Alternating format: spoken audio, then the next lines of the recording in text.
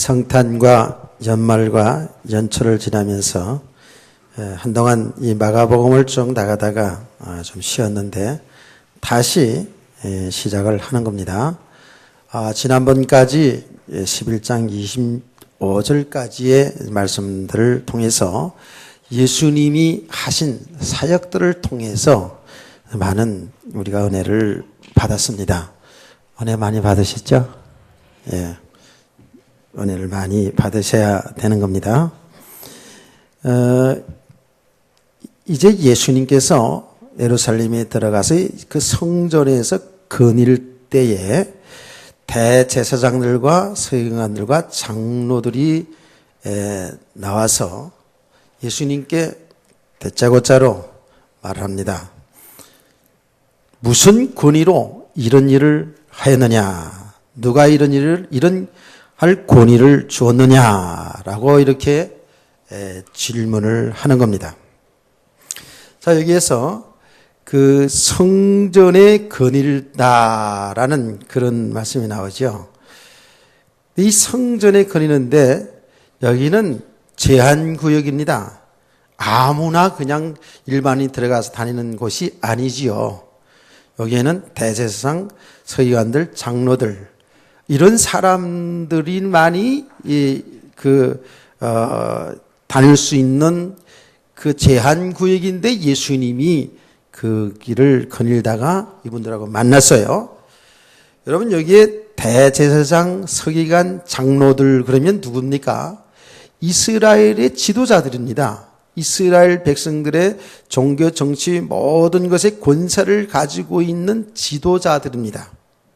이들을 중심으로 해서 이스라엘은 사내들인 공회가 있지요. 그래서 이들을 통해서 모든 것을 재판도 하고 다 하는 것이 그런 권력자들이라고 말할 수가 있죠. 여기에 대제사장들은 우리가 아는 대로 성전에서 제사를 집례하는데 제일 대표되는 사람이시고요. 서기관들은 뭐지요? 말씀을 연구하고 말씀을 보존하고 말씀을 전하고 그리고 모든 그 성전에서 하는 일들을 감당하는 이런 사람들입니다. 장로들 할 때에는 그 장로들 지금 우리 교회에서 말하는 그 장로가 아니고 그 당시에 그 나라의 원로들, 일로 빈 사람들 장로들이라 이렇게 이야기를 합니다. 우리가 이제 복음서를 보니까 항상 대제사장, 서기관, 장로 이런 분들이 항상 나오고 보면 이 사람들이 항상 예수님과 대치되어 있는 대적하는 일들을 한 것을 이제 보게 되지요. 이 대제사장, 장로와 서기관들이 예수님을 딱 만났을 때 너가 무슨 권위로 이런 일을 하였느냐라고 이렇게 이제 질문 내지는 책망하는 그 내용이 뭐지요? 그 내용이 뭡니까? 많은 일도 있었지만은 예수님이 예루살렘에 들어와서 한 것이 있지요. 그게 뭐예요? 제일 먼저 한 것이 성전을 뒤엎었잖아요. 성전에 들어가 가지고 성전 뜰에서 장사하는 돈을 바꾸고 재물을 파는 장사하는 사람들을 이 자판을 말하자면 뒤엎고 채찍을 만들어 가지고 그 양과 염소들을 막 몰아치고 그러면서 그들을 향해서 얼마나 무섭게 책망하십니까? 만민이 이 기도하는 집 하나님께 예배드리는 이 장소를 갖다가 강도의 굴련으로 만들었다. 도둑놈의 굴련을 만들었다고. 보통 말이 아니죠, 이거는요. 이렇게 하면서 난리를 친 적이 있지 않습니까? 이거를 두고 하는 얘기예요. 한번 벨른 것이죠. 그렇죠? 이 대제사장, 서기관, 장로들이 그 마음에 지금 이제 벨른 것이죠. 그러다가 딱 예수님을 만나서 무슨 권위로 이런 일을 행하느냐.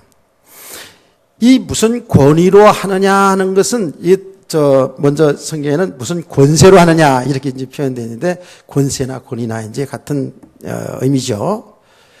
이 말은 어떤 영적인 권세를 두고 얘기하는 것이 아니라 내가 누구의 허락을 받고 이런 일을 했느냐? 그 얘기입니다.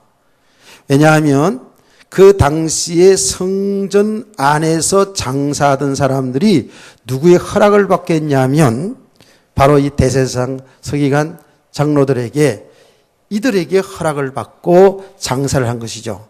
그 장사한 내용이 돈 받고 장사한 내용이 여러분 설명을 드려서 아시죠? 뭔 내용이 아시죠? 얼굴을 보니까 모르는 내 얼굴이네요. 그 성전에서 항상 제사를 드렸는데 먼 타국에서 온다든지 먼 지방에서 오는 사람들을 위해서 성전 들어갈 때 성전 세를 내는 거예요. 그 세기를 하잖아요. 그 성전 세를 내는데 그들이 가지고 온 돈과 성전에 바치는 그 돈이 다르니까 성전 세를 내게 해서 돈을 바꾼다고요. 돈을 바꾸는데 폭리를 남긴다 그랬죠. 폭리를 남기는 거예요. 그리고 제사를 드려야 되기 때문에 반드시 양이나 뭐 소나 염소나 심지어는 비둘기, 이 가난한 그 형편에 따라서 비둘기까지도 가지고 와서 제사를 지내야 된다고요. 그런데 저 전라남도 강주에서, 강주가 전라남도인가? 맞아요? 하여튼 그렇다고 합시다.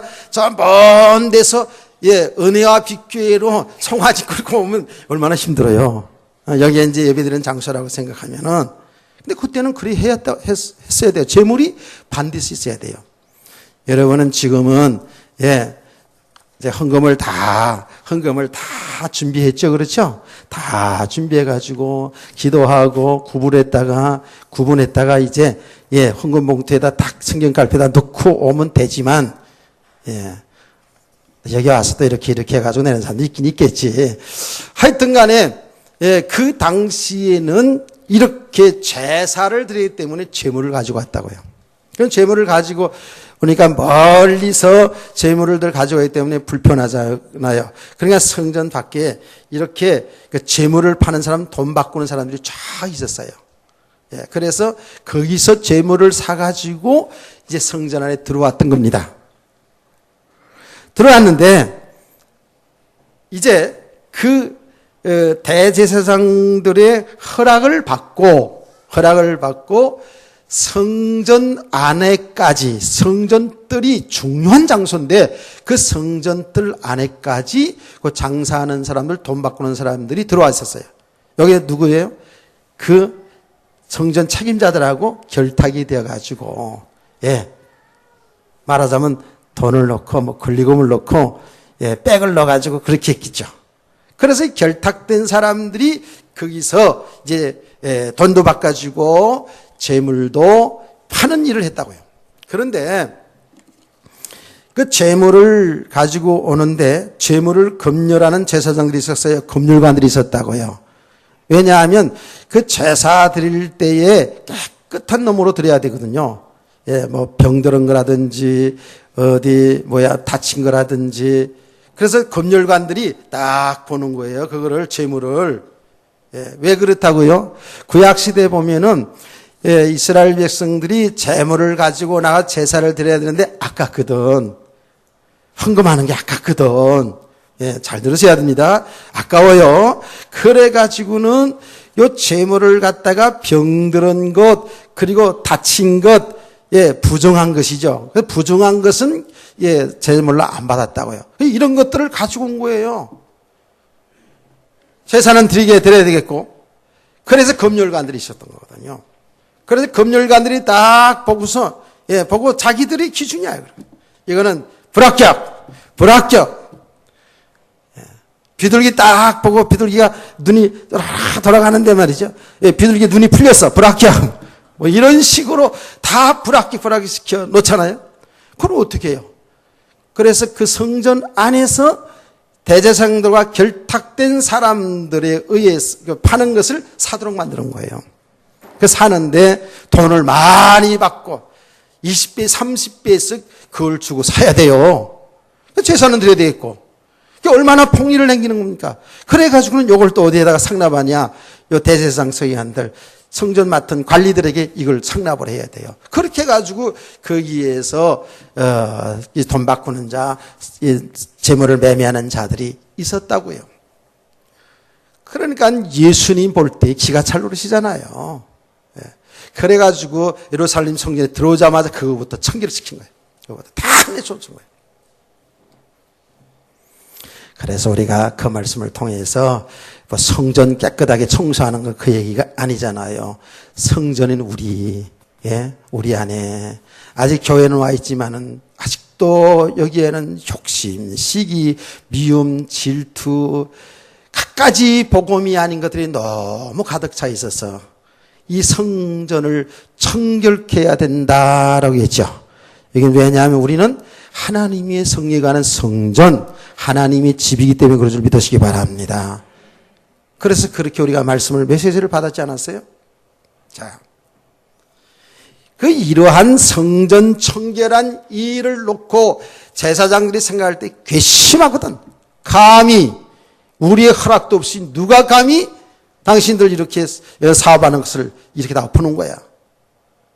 그걸 벼르고 있었단 말이에요. 그런데 딱 그 장군인 예수님을 만난 거예요.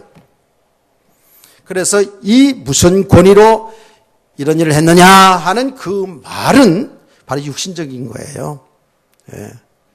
내가 누가 허락받고, 감히 누구 허락받고 이런 못된 짓을 했느냐라고 책망을 하는 거거든요. 정말 이상하지요. 그렇죠? 여러분 좀 이상하지 않아요? 이제 여러분들이 이제 말씀을 안 읽어봤으니까 뭐 생각도 안 해봤겠습니다만은 이 내용을 들으면서 참 이상한 일이잖아요.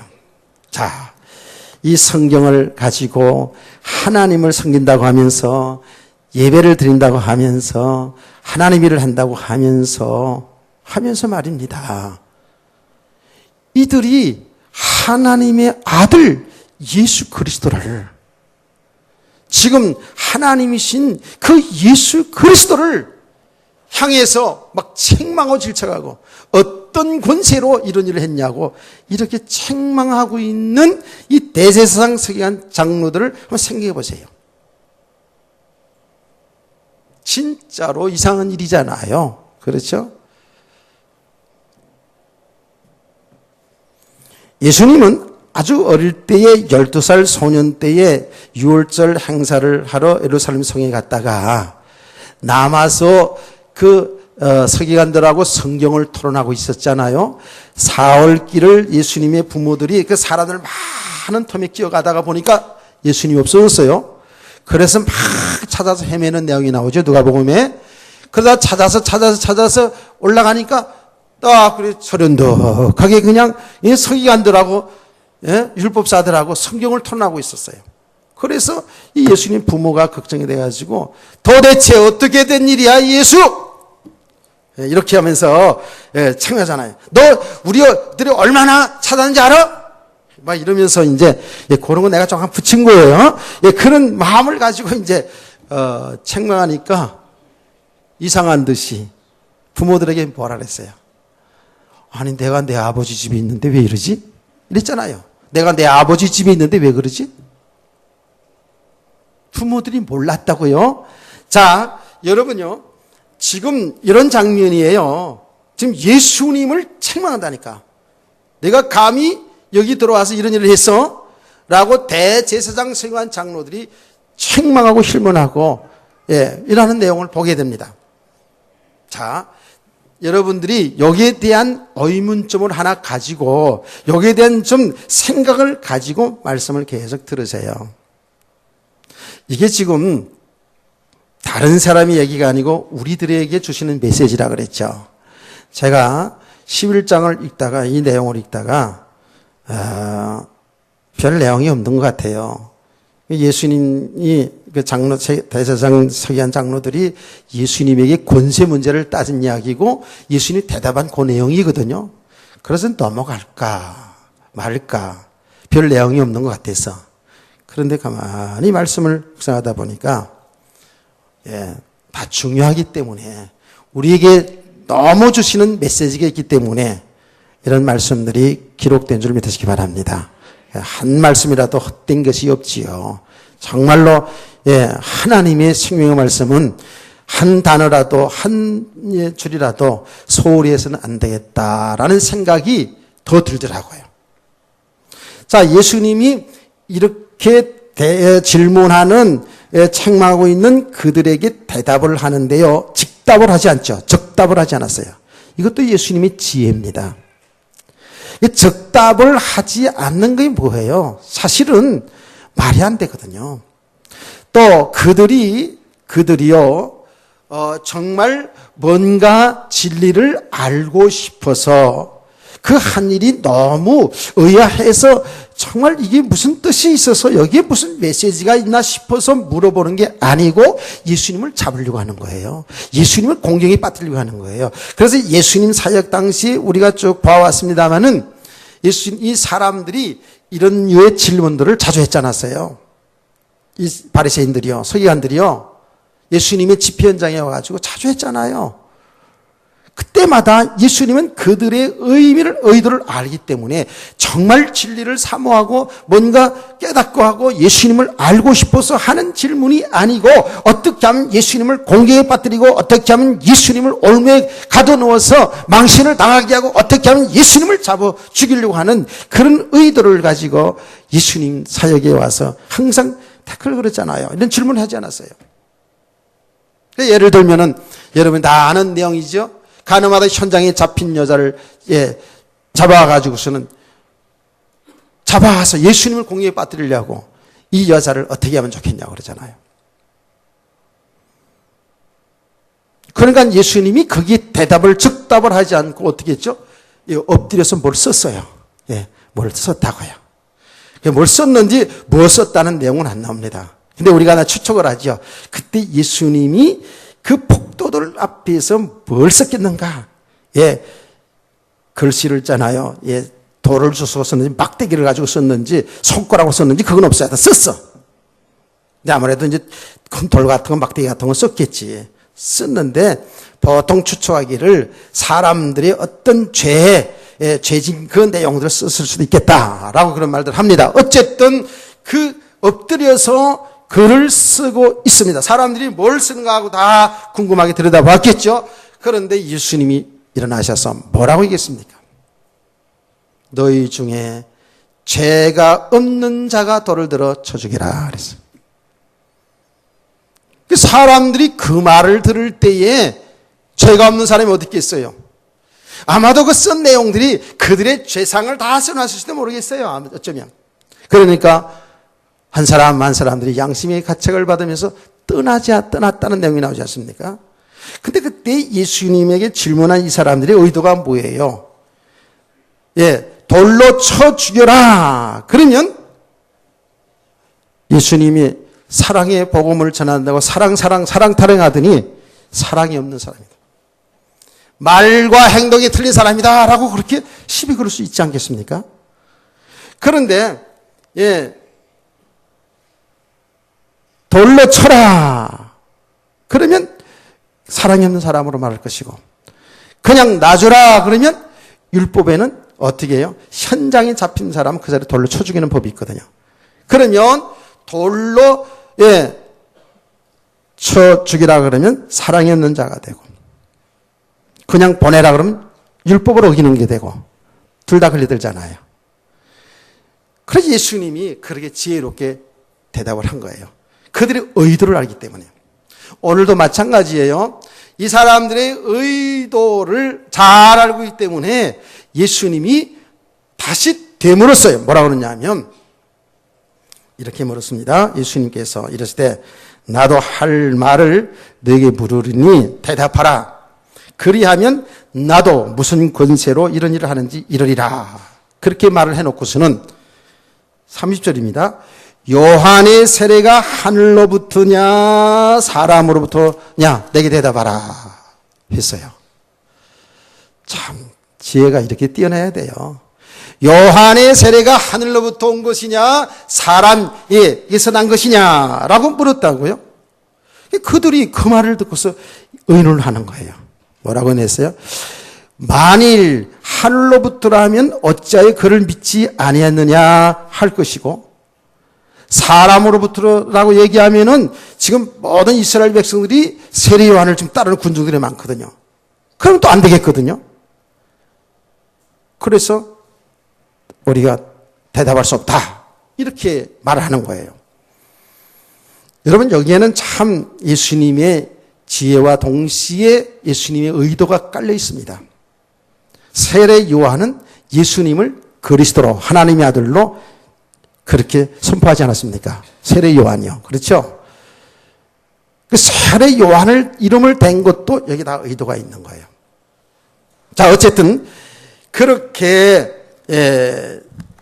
질문을 예수님이 대봤다 하니까 이들이 이게 아무리 생각해도 이렇게도 걸리고 저렇게도 걸리겠거든. 그래가지고 대답할 수 없다라고 이제 그들이 말하니까 예수님도 그랬습니다. 33절입니다. 이에 예수께서 대답하여 이르되 우리가 알지 못하노라 하니 예수께서 이르시되 나도 무슨 권위로 이런 일을 하는지 너에게 이르지 아니하리라, 이렇게 했어요. 예수님이 이겨버렸네. 예. 그 질문에 대답을 나도 안 한다. 너희들이 대답 안 하니까 나도 안 하겠다. 그 말이 뭐예요? 이들에게 뭔가 어떤 권세, 어떤 이 영적인 사실들을 이야기도 못 알아들어. 일고의 가치가 없어. 내가 누구인가라고, 내가 무슨 의미로 그렇게 한 이야기를 알아들을 수가 없어. 대답해봐야 우리 속된 말로 이만 아픔. 대답할 가치가 없는 거예요. 그렇게 말을 하고는 떠나가는 것이죠. 자, 여러분, 우리는 이 말씀들을 통해서요, 예수님이 대답을 안 했지만 예수님의 권세가 어떤 권세인지 바로 알아야 되죠. 그래야 예수님 권세를 바로 알아야 예수 믿는 나의 축복, 나의 권세가 뭔지 알게 되잖아요. 이게 그들의 이 대화였지만은 이것을, 이 대화 내용을 내 메시지로 잘 받아보세요. 자, 그러면 예수님의 권세는 어떤 권세입니까? 예수님의 권세? 예수님은 우리와 똑같은 사람이지만 그는 하나님이었잖아요. 아멘. 자, 주는 그리스도시고 살아계신 하나님의 아들이십니다라는 이 고백을 제자들이 했어요. 하나님의 아들이라는 그 말 자체가 하나님이라는 뜻이라고 그랬죠. 하나님입니다. 네. 하나님의 아들. 그러면 그 아들이라는, 하나님께로 왔기 때문에 하나님의 아들이라는 표현했지만 하나님 본질은 하나님이라는 것이죠. 그리고 여러분, 이스라엘 사람들은 성이 없다고 그랬죠. 이름만 있다고 그랬죠. 그래서 어떤 사람을 얘기할 때 반드시 그 아버지의 이름을 얘기하잖아요. 예를 들어서 여호수아 1장에 보면 여호수아를 소개할 때 눈의 아들 여호수아 이렇게 얘기하잖아요. 그렇죠. 성이 없어요. 그 이름만 있어요. 그렇기 때문에 그 아버지의 이름을 반드시 대는 겁니다. 그 말은 이런 의미도 있는 거예요. 아버지와 그 아들은 동등하다라는 그런 의미도 있는 거예요. 아멘. 그래서 예수님의 근세는 하나님의 아들이지만 인간의 몸을 입고 오신 하나님이잖아요. 근데 하나님의 권세거든요. 예수님의 권세는 하나님의 권세라고요. 대제사장들이 이걸 모르는 것이죠. 하나님의 권세. 그 하나님의 권세인 것을 예수님이 말씀하지 않았습니까? 나와 하나님은 하나다. 이런 말씀을 하니까 이스라엘 백성들이, 이 서기관들이, 바리새인들이 알아듣지 못하고 참나마도다. 저 감히 사람이 하나님이라고 그러면서 이단으로 몰아가지 않았습니까? 예수님 당시에. 예수님은 제자들을 파송할 때 무슨 말로 그들을 야경 파송했습니까? 마태복음 28장 16절에 20절 말씀 보면 예수님이 이렇게 말씀했어요. 나는 하늘의 권세, 땅의 권세를 가졌다 그랬어요. 하늘과 땅의 권세를 가졌다라고 말했어요. 그 말이 뭡니까? 창조주 하나님이 권세를 가졌다라는 거예요. 요한복음 1장 1절 이하의 말씀을 보면 예수님을 소개할 때에 창조주 하나님을 소개합니다. 그가 없이 지으신 것이 하나도 없다고 말씀했습니다. 골로새서 1장 15절 17절 말씀 보면 바울 사도가 예수님에 대해서 말씀했습니다. 예, 창조주 하나님의 권세를 가진 거예요. 그래서 바울 사도 서신서에 많이 나옵니다. 예, 빌립보서 2장 5절에서 11절 말씀 보면 예수님을 소개할 때 이렇게 말했습니다. 예수님은 바로 하나님과 동동되다 그랬어요. 동동하다라고 말했습니다. 인간의 몸으로 입었지만은 그 본질이 하나님이다라는 그 말이에요. 놀라운 비밀이죠. 그래서 우리가 하나님을 이야기할 때, 하나님 말할 때 우리 성도는 알죠? 성부, 성자, 삼위일체 하나님, 성부, 성자, 성령이 한 하나님, 삼위일체 하나님 믿으시기를 바랍니다. 그래서 성부, 성자, 제2의 하나님이 인간의 몸을 입고 이 땅에 오신 분이 예수 그리스도예요. 그런데 성부의 하나님이 권능이 더 크고 성자 하나님이 권능이 좀 작고 성령 하나님이 더 작고 이런 게 아니에요. 성부 하나님이 받을 영광이 크고 성자 하나님이신 하나님의 영광이 좀 덜하고 성령 하나님의 영광이 덜한 게 아니고 그 본질과 권능과 받으실 영광이 동동하다 믿으시기 바랍니다. 이게 삼위일체입니다. 그래서 바울 사도가 예수님은 근본적으로 하나님과 동동된데 사람의 모양을 입고 이 땅에 오셨다라고 이렇게 말했습니다. 여러분 믿으시길 바랍니다. 이건 믿음이에요. 이건 논리적으로 따져가지고는 도대체 이게 뭐야? 머리가 셋이라는 거야? 뭐야? 이제 이렇게 하고 삼위체론에 대해 가지고 많은 오해들이 많아가지고 그래서 많은 이단들이 많이 생기고 그랬습니다. 자, 그러니까 예수님은 하나님의 권세를 가진 분이에요. 이걸 사람들이 모르는 것이죠. 예수님은 어떤 권세를 가졌다고요? 이 땅에 하나님의 아들로 오셨어요. 그 왜 이 땅에 오셨느냐? 우리 인간을 구원하시기 위해서 오셨어요. 그리스도로 오셨다고요. 구세주로 오셨다고요. 아멘. 그럼 이 땅에서 사역하는 그 예수님은 하나님의 권세이면서 동시에 그리스도의 권세라고 말할 수 있습니다. 그리스도의 권세를 가지고 있다는 거예요. 그게 하나님의 권세죠. 그리스도의 권세. 예수님이 그리스도시다라는 말을 여러분이 너무나도 많이 암송하시고 고백하시고 들었잖아요. 그리스도. 그게 뭐예요? 선지자, 제사장, 왕의 직분을 가지고 있다라는 그런 말이죠. 예수가 그리스도시다라는 말은 예수님이 선지자요, 제사장이요, 왕이라는 뜻이라고 그랬죠. 그렇죠? 그러면 바로 예수님의 권세는 선지자의 권세가 있고 제사장의 권세가 있고 왕의 권세가 있다라는 그 말이 아닙니까? 아멘. 맞습니다. 선지자, 하나님의 말씀을, 하나님의 뜻을 백성들에게 전하는 자가 선지자였습니다. 그래서 예수님 당시에 예수님에 대한 사람들이 선지자다라고 표현을 했죠. 선지자로 통했습니다. 혹은 또 선생님 랍비로 통하기도 하고 선지자로 통하기도 했습니다. 왜? 하나님의 말씀을, 하나님의 뜻을 전하는 자이기 때문에 그렇습니다. 그래서 우리는 이것을 한 단어로 요약해서 하나님의 뜻을, 하나님의 생각을 백성들에게 전하는 중보자, 중간 역할, 중매자. 예. 우리가 여러분 중매 봤어요? 중매 보면, 남자, 여자의 나쁜 점은 얘기 안 하고 좋은 점 자꾸 얘기해서 맺어주게 만드는 것을 중매자라고 얘기하지 않습니까? 그래서요, 하나님과 인간 사이의 중보자라고 이렇게 편하기도 하고 또 하나님 만나는 길을 가르친다고 해서 선지자 그럴 때 길이다라고 이렇게 단어 하나로 이렇게 꼬집어서 얘기하지 않습니까? 그래서 예수님 말씀했잖아요. 내가 곧 길이요 진리요 생명이니 나로 말미암은 자고는 아버지께로 올 자가 없느니라고 말씀했어요. 바로 예수님은 하나님의 말씀을 선포하는 이런 권세가 있는 것이죠.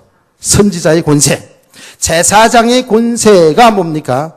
죄 문제 해결했죠. 그렇죠. 죄 문제를 해결하는 일을 주로 제사장들이 했단 말이에요.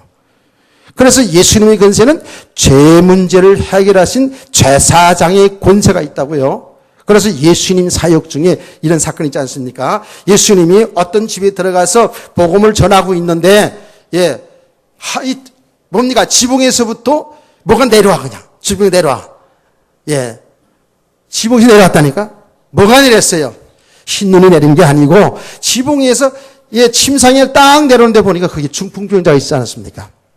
중풍병자가 그 침상에 묶여서 내렸어요. 사람들이 올라가서 지붕을 뚫고, 이스라엘의 그 직구조들은 위에 올라가서 그렇게 할 수 있는 공간이 있다 그랬죠.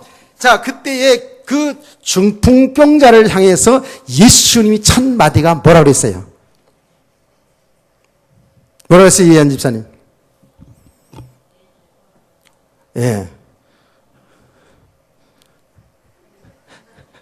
맞냐고 물어본 거예요, 지금?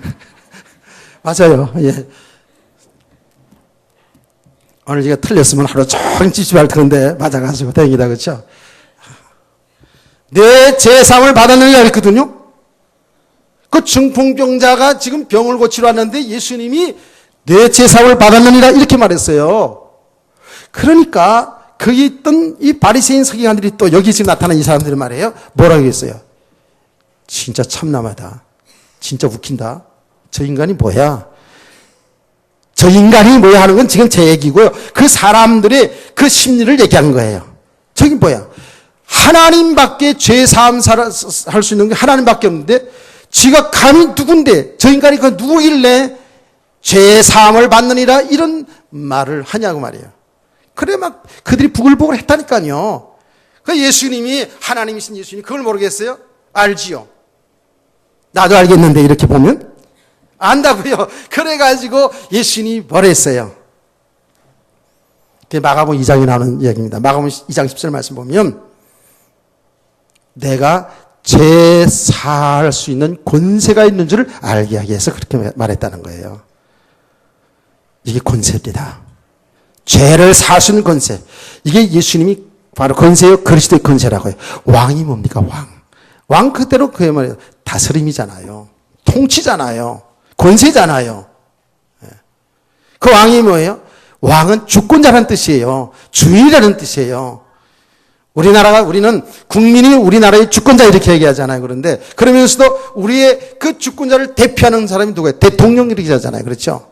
대통령 나라의 주권자, 주인 이렇게 표현할 수도 있잖아요. 우리를 대표하는 사람이기 때문에 국민이 주인이잖아요. 그렇죠? 이처럼 왕이라는 것은 통치하는 것이고 다스리는 것이고 그래서 권세를 말하는 것이고 우리의 주권자라는 그 뜻이잖아요.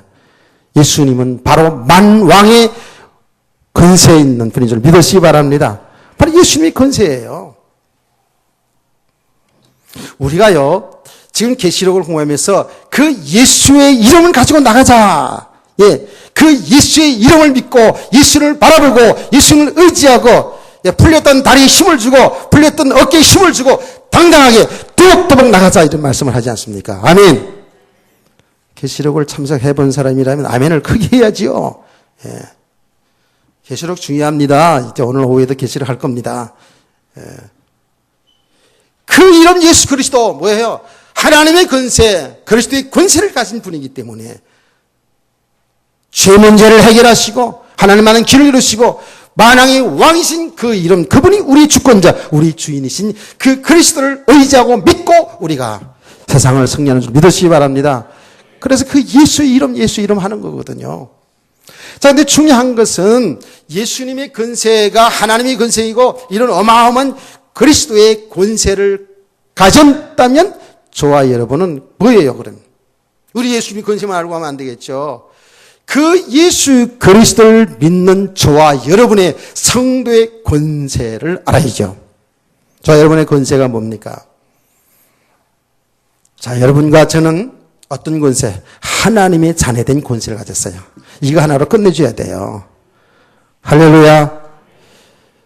영접하는 자 곧 그 이름 믿는 자들에게는 하나님의 자녀된 권세를 주셨으니 그랬어요. 이게 보통 말이 아니에요. 우주 만물을 창조하신 창조주 하나님이 우리의 아버지, 그 아버지 아들 딸이 됐으니 이 권세가 보통 권세가 있는 게 아니죠. 그래서 제가 얘기하지 않았습니까? 예수 그리스도 믿는 사람을 영접하는 자, 그 이름 믿는 자들에게는 하나님의 자녀된 축복을 주셨으니 라고 이렇게 표현하지 않고 권세를 주셨으니 라고 했거든요. 그게 뭐예요? 우리가 이미 하나님이 창조할 때에 이 어마어마한 하나님의 자녀된 권세, 세상을 정복하고 다스릴 수 있는 이 어마어마한 권세를 우리에게 부여하여 이 땅에 출발하게 한 줄 믿으세요? 그 창세기 1장 27절 28절 말씀이에요. 생육하고 번성하고 땅에 충만하라. 땅을 정복하고 다스리라. 아담과 하와를 창조하시고 하나님이 우리에게 부여해 주신 그 권세의 축복을 말씀해 주셨어요. 그 권세라는 다스리라 하는 그 말을 언어적으로 보니까 어떤 내용이라고 그랬어요? 자, 여러분이 수없이 말을 했어요. 그게 왕의 권세라는 거예요. 군왕의 권세라는 거예요.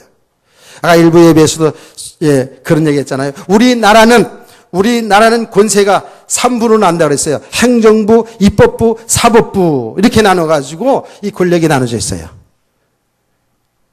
그런데 그 창세기 1장 28절에 정복하고 다스리라 하는 우리 인간에게 주신 권세는 뭐냐 하면 그 모든 것을 다 가진 권세, 군왕의 권세.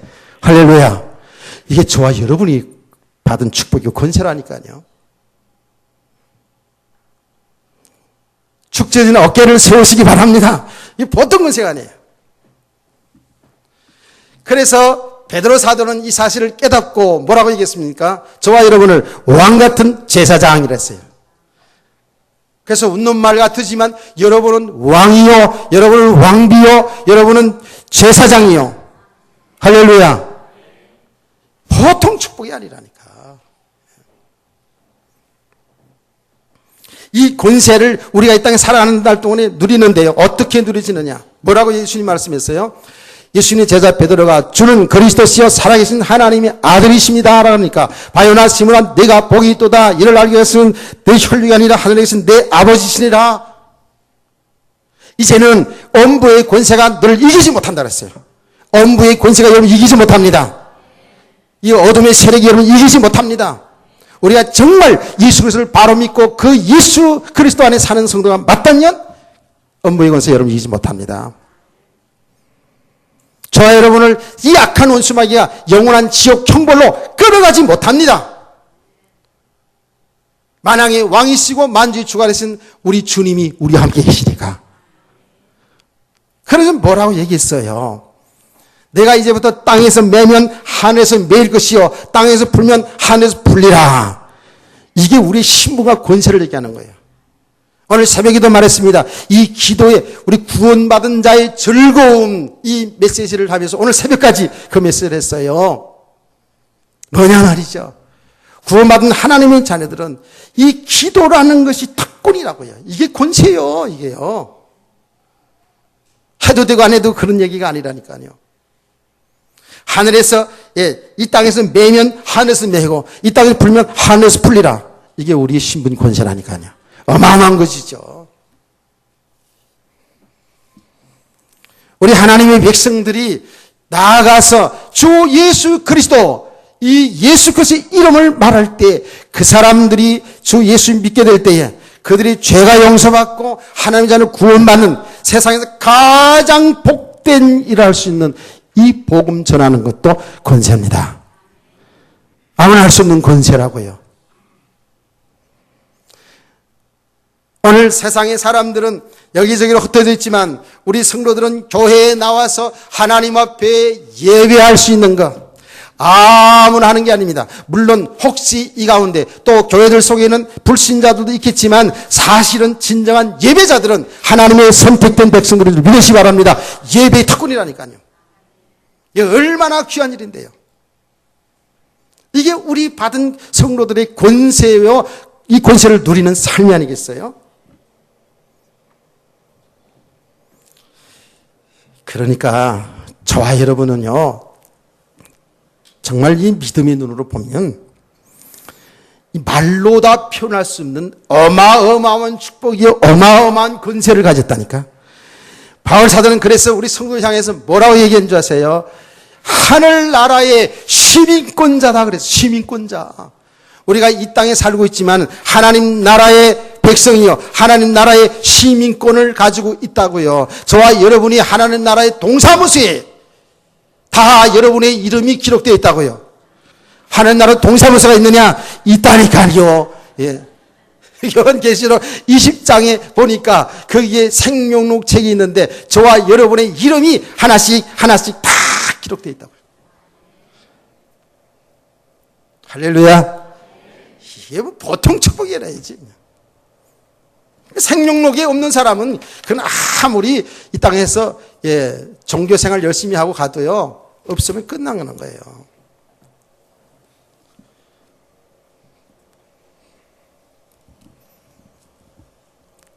정말 이게 그냥 설교가 아니고 그냥 여러분 육실에 힘주려고 하는 게 아니고 이게 사실이잖아요. 그렇죠? 사실이라고요. 우리 신분고사를 오늘 확인합시다. 연초에 확인하고 정말 이 권세 이 신분고사를 여러분이 이미 다 받은 겁니다. 저와 여러분이 이미 하늘나라의 하나님의 자녀고 하늘나라의 시민권을 가진 자들이에요. 예. 하나님의 나라가 우리의 기업이 이미 되어져 있는 자예요. 이런 걸 생각하면 정말 기쁘고 즐겁고 행복하고 정말 사상에 대고 안 되고 우리가 지난 주일 말씀처럼 무화과나무가 무성치 못하고 포도나무 열매가 없고 감나무에 소출이 없고 밭에는 곡식이 없고 우리는 양이 없고 외양간에 소가 있는 게 없네. 그렇죠? 비록 그리 할지라도 우리는 하나님의 자녀이기 때문에 기뻐하고 즐거워할 수 있는 믿음의 삶을 되기를 원합니다. 이게 믿음의 사람이 되어야 돼요. 이런 믿음 아니면 절대로 이 축복을 볼 수도 없고 누릴 수도 없다라고요. 정말이에요. 자, 그러면 보세요. 우리는 이미 이렇게 권세를 이미 받았는데 이것만 알고 좀 힘내고 그렇구나. 내가 하나님의 자녀는 권세를 이미 얻었구나. 모든 축복을 이미 받았구나 라고만 알고 가도 되지만 이 하나님의 권세, 즉 우리 성도된 권세, 이 권위가 삶 속에서 나타나져야 되지 않겠어요? 그렇죠? 이게 중요한 거라고요. 이거를 이제 우리가 오늘 메시지로 잘 들어야 되는 겁니다. 내가 하나님의 자녀고 하나님의 나라의 백성이고 하늘나라 갈 것이고 이거는 아는데 우리가 이 땅에 살아가는 날 동안에도 하나님의 권세, 하나님의 자녀는 권세가 나타나야 되거든요. 그 하나님의 자녀는 권세로 세상을 살려야 되거든요. 아멘. 그러면 어떻게 하는 것이 하나님의 권세를, 하나님의 자녀는 권위를 나타내며 살아가는 것인가 하는 겁니다.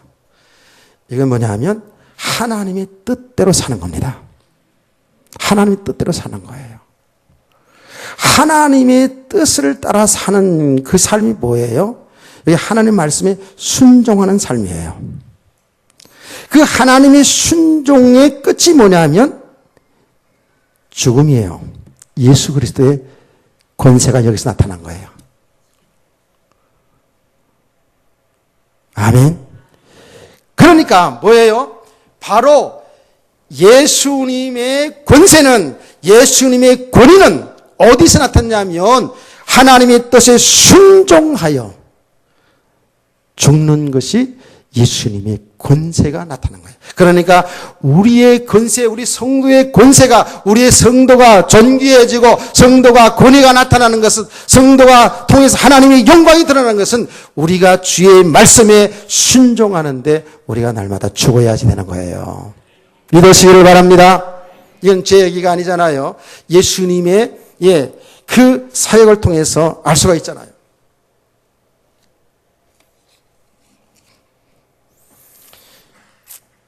예수님은 그 사역, 삶에 있어서 정말 어렵고 힘든 삶, 세상의 사람들로 인하여서 왕따를 당하고 무시를 당하고 나중에는 모욕을 당하고 엄청난 그 육신적으로 정신적으로 고난의 삶을 살고 결국은 십자가에 피 흘려 죽으심으로 하나님의 뜻을 이룸으로 인하여 예수님의 권세가 온 땅에 나타난 줄 믿습니다. 아멘. 바울 사도가 이 부분을 잘 깨달았어요. 그래서 빌립보서 2장 5절에서 11절 말씀입니다. 예수님에 관해서 이런 말을 했어요. 예수의 마음을 품으라 그러면서 예수님은 하나님과 동등되다. 그 본질이 하나님이다라고 얘기하면서 사람의 모양을 입고 이 땅에 낮아졌다 그랬어요. 낮아졌다 그랬어요. 그러면서 하나님의 뜻에 복종하여 십자가에 죽기까지 낮아졌다 그랬어요. 바로 이것이 예수님의 권세가 드러나는 것이고요. 이것이 성도에 가는 길이라니까요. 하나님이신 그 거룩하신 하나님이 사람의 모양을 입고 낮아졌어요. 낮아졌다니까.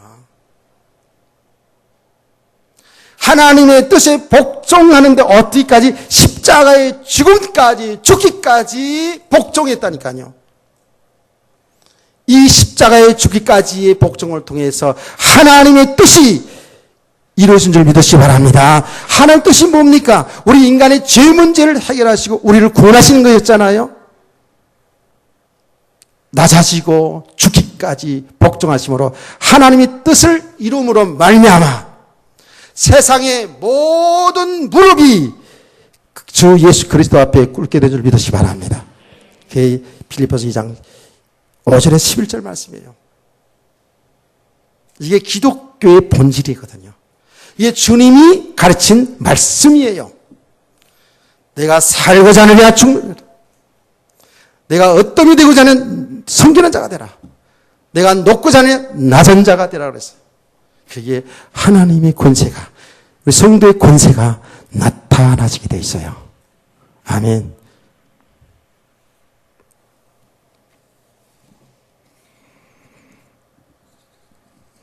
이 말씀을 우리 성도들이 정말 잘 새겨 들어야 되는 겁니다. 그래서 우리 성도의 삶은 낮아지는 거예요. 내 뜻, 내 생각, 내 주관을 내세우는 게 아니라 내 경험을 내세우는 것이 아니고 하나님의 뜻이면 하나님의 말씀에 순종하는 거예요. 복종하는 겁니다. 그 이유가 없는 겁니다. 마치 하나님이 아브라함에게 내 아들 이삭을 바쳐라 그럴 때에 그 이유가 없이 그대로 순종했던 그 순종 말입니다. 그 복종이죠. 절대 하나님이 하신 일에 하나님의 주권에 가타를 붙이지 아니하고 아멘하고 복종하는 것. 여기에서 우리는 바보처럼 사는 것처럼 보이지만 바보처럼 어리석은 것처럼 보이지만 그 사람이 존귀한 사람이요. 그 사람이 권 있는 사람이요. 그 삶이 권 있는 삶인 줄 믿으세요. 그겁니다. 예수님은 복종하는데 어디까지 복종했는지 죽기까지 복종했다는 거예요. 우리 너무 살라 그러죠? 이건 정말 잘 봐야 돼요. 우리는 신앙생활 하면서 자칫 잘못하면 시간이 가면 갈수록에 우리가 정말 겸손해지고 누가 봐도 참 평안이 있고 누가 봐도 정말 끌리는 뭐가 매력이 있고 묵묵히 그저 말없이 하는 말씀에 아멘 하고 순종하고 말없이 헌신하고 봉사하고 이렇게 가야 되고 정상이잖아요. 아멘. 이게 정상이라고요. 성도들의 삶은 잘 보셔야 돼요.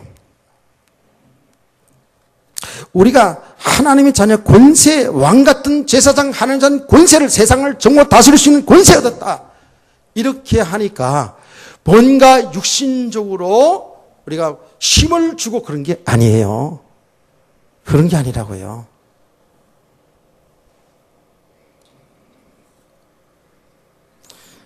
우리는 신앙생활 하면서 우리 모습을 잘 봐야 됩니다.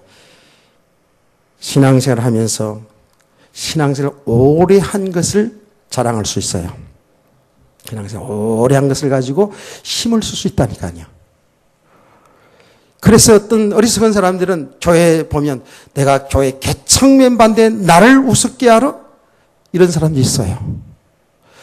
저는 제가 섬기던 교회, 옛날에 섬기던 교회에서요, 나 그걸 딱 뛰어봤거든요. 직분자를 뽑는데, 장로, 권사, 안수집사를 뽑는데요, 평소에는 몰랐어요. 몰랐는데, 그렇게 하는데요, 뭐라는지 아세요? 중간에 온 사람들 장로되고 권사되면 안 된다는 거예요. 에? 다 그 사람들이 다, 피난 오고 이런 사람들이 어려운 가운데 교회에 세운 사람들이 해가지고요. 어렵게 이렇게 교회를 세워가지고, 때문에 중간에서 온 사람들, 사실은 믿음과 삶이 훌륭한 사람은 많은데 그 사람들은 배제시키는 거예요. 배제시키고, 자기들과 후손들 다 세우려고. 이야, 나 자빠질 뻔했다니까, 진짜로. 정말 얼마나 충격받았는지 몰라요. 그리고 교회 잘 나오지도 않는 그 친척들 다 불러가지고 그 선거하는 날. 내가 그거 보고 진짜, 엎어질 뻔했다니까요. 내 사역에 엎어질 뻔했다니까, 진짜로. 이거 아니다. 조금 우리가 신앙생활하면서 교회 가다 보면 신앙 연조가 있습니다. 또 신앙생활 연조가 있기 때문에 집사도 되고, 권사도 되고, 장로도 되고, 또 뭐 다른 데 가서 목사도 되고 다 이럽니다. 그렇죠? 정말, 그게 우리가 너무 고맙고 감사하고 막 이래야 되는데, 그게 또 배경이 돼요. 그럼 우리가 하나님이 자녀된 권세를 육신적으로 자꾸 살리는 거예요, 자꾸만. 육신적으로. 잘 보세요.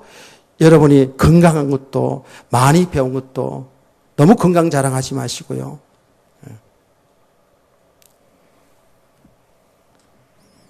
여러분 건강 관리는 해야죠. 그렇죠? 건강 관리는 게으르라는 얘기가 아니에요. 건강 관리해야 됩니다. 그럼 다 하나님이 지혜를 준 거지 않습니까? 관리하는데, 관리해도 건강도 하나님이 주시는 거예요. 생명도 하나님 손에 있다니까.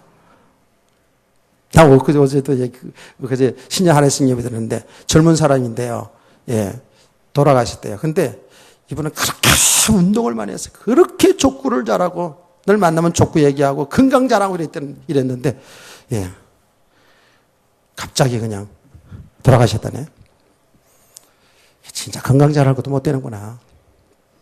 어떤 사람들은 옛날에 또 학교도 좋은 학교 또 나와서 내가 대학 다닐 때 막 이러면서 사람들 약간씩 기를 죽이고 막 이런 것도 있잖아요. 그런 것들이 자꾸 배경이 되는 거예요. 교회 속에서도 그 자랑하게 되고 그 배경 가지고 좀 성공한 거, 조금 세상의 사람들보다 조금 더 출세한 거, 가진 거, 배운 거, 자랑할 거 없으면 인물 자랑도 하고 말이지.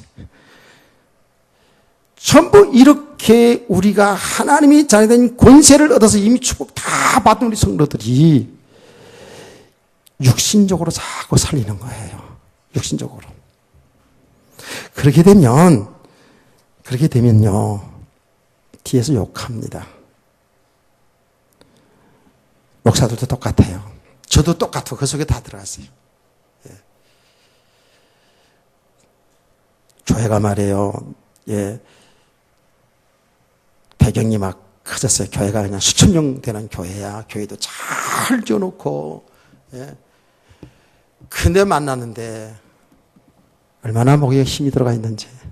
학교 다닐 때 안 그랬는데. 우리 동창님에서 좀 친했는데, 학교 다닐 때는 좀 친했는데,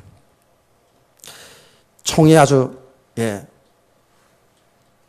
그, 교단 위에 또 이 모임에, 거기에 말하자면 직책이 있어요. 세상 말하면 좀 높은 직책이죠. 인사를 하는데도 나는 반가워가지고, 진짜 오래간만에, 전도세 때 이제 만나서 반가워가지고 반가운 척을 하는데 이런 반가운 사람 반가운 척 같이 해줘야 됩니다. 그 진짜 민망하잖아요. 나는 반가워 손을 막 흔들려고 그러는데 그러세요? 이러는 거야. 얼마나 멋스게지는지. 높은 자리가 뭐라고 글쎄.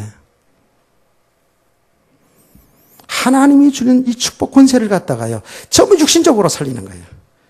육신적으로. 대제사장들 보세요. 대제사장들, 예, 얼마나 귀한 자리입니까? 예? 얼마나 그들 제사를 열심히 드렸던 사람들이에요. 그런데 그들은 전부 육신적으로 살리거든요. 전부 육신에 유익한 쪽으로. 그 권세를 그렇게 남용했다니까. 이게 지금 남의 얘기가 아니게 일어나니까요. 여기서 여기 대제사장 서기관 장로들의 이야기가 남의 얘기가 아니고 우리들의 이야기예요. 깨달아지길 원합니다. 예. 그렇게 육신적으로 그렇게 살아가면은요, 그게 권세 있고 권위가 있는 것처럼 보이지만 뒤에서 욕합니다. 아이고, 날살이나 먹어가지고, 아이고, 배웠다는 것들이, 아이고, 좀 가졌다는 것들이 이런 욕을 먹게 돼요. 근데 사람들은 어쩔 수 없이 좀 많이 배우고 많이 갖고 세상 좀 높아지고 뭐 신앙생활 오래 있고 교회에서 직분도 좀 있고 그러면요, 그걸 딱 배경 딱 삼아가지고는 굉장히 보기 힘든다고요. 그게 지금 대제사장 서기관들이에요. 자, 그러니까 여러분요, 여기에서 우리가 답을 찾아 들어가야 되는 거예요. 사람이 원래부터 그런 게 아니에요. 아까 내가 동창 얘기했지만 참 순수하고요. 학교 다닐 때 정말, 예, 학구적이고 순수하고 그래서 한 그룹이 돼가지고 이랬다고요. 세월이 지나가지고 높은 위치에 가고 또 교회 배경이 있으니까, 아, 그래요? 그렇습니까? 거의 얼굴을 못 알아보는 척 하면서 말이지. 난 다 알아보겠는데, 예. 그렇게 될 수밖에 없어요. 근데 왜 그래요? 처음부터 그렇게 그래요? 처음부터 우리가 그런 사람이에요? 아니죠. 답이 있어요.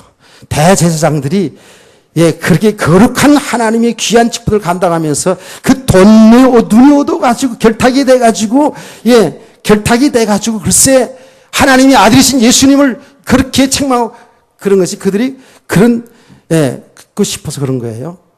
그게 뭐예요? 복음을 알지 못해서 그런 거예요. 아멘. 한마디로 말하면 예수가 누군지를 몰라서 그런 거예요. 그 대제사장 서기관들이 그 성전을 거닐고 성전을 청결한 그 예수가 그들이 기다렸던 하나님의 아들 메시아로 바로 알았다면, 그리스도로 바로 알았다면 어디 그러겠습니까? 그럴 수가 없죠. 그들이 정말 복음을 바로 깨달은 사람들이 맞다면 그들이 어째서, 예, 그 알량한 대제사장의 권세를 가지고 사람들을 죽이고 돈을 착취하고 이러겠냐고요. 잘 생각해야 되죠?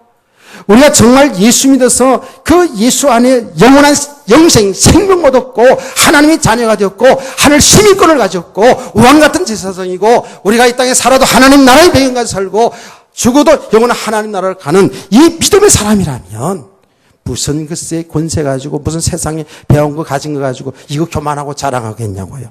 말이 안 되죠. 깨닫기를 축원합니다.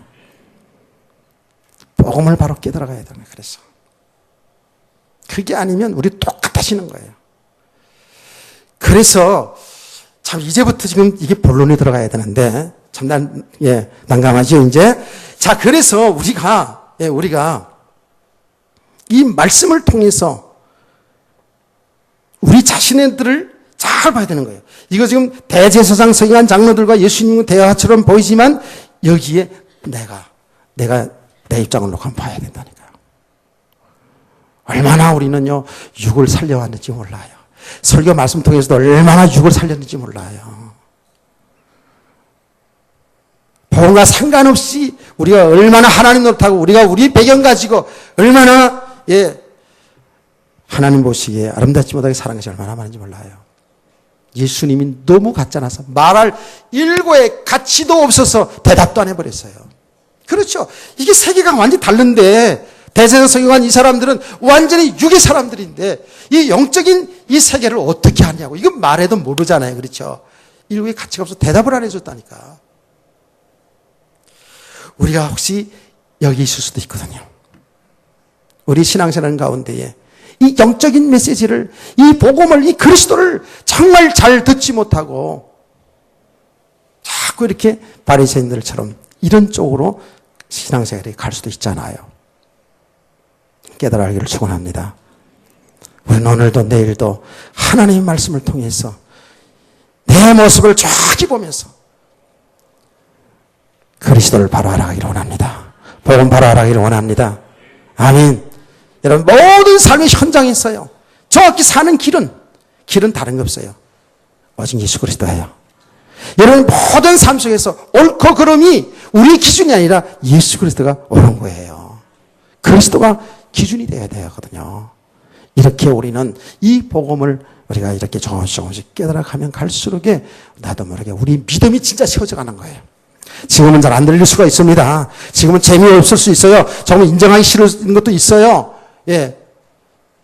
그러나 우리 이 말씀을 통해서 내 모습을 정확히 드러내고 내 모습 보면서 정말 하나님의 은혜가 필요한 자, 정말 그리스도가 필요한 자로 이렇게 깨닫고 고백하며 주 앞에 나갈 때에 우리의 믿음은 날로 세워져서 내가 자랑하고 나타나지 않으려도 나의 삶을 통해서 하나님의 자리된 권세, 권위가 나타나는 그런 성도 될 줄 믿습니다.